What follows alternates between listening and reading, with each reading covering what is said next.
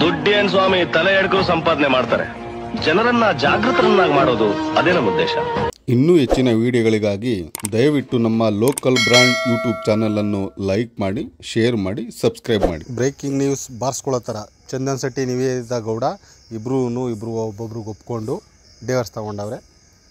ಇಬ್ಬರೂ ಬಿಗ್ ಬಾಸ್ಗೆ ಹೋಗಿ ಅಣ್ಣ ತಂಗಿ ಅಂತ ಎಲ್ಲರ ಮುಂದೆ ಹೇಳ್ಕೊಂಡು ಈಚೆಗೆ ಬಂದಾದಮೇಲೆ ಇಲ್ಲ ಕಣಯ್ಯ, ನನಗೆ ನಿಂತ್ಕೊಂಡದೆ ಮನಸ್ಸು, ನಾನು ನಿವೇದಿತನೇ ಮದುವೆ ಆಗೋದು, ಪ್ರೀತಿಯಿಂದ ನಾನು ನೀವೇನೇ ಮದುವೆ ಆಗೋದು ಅಂತೇಳಿ ದೊಡ್ಡ ಗಣಿಸ್ತಾರ.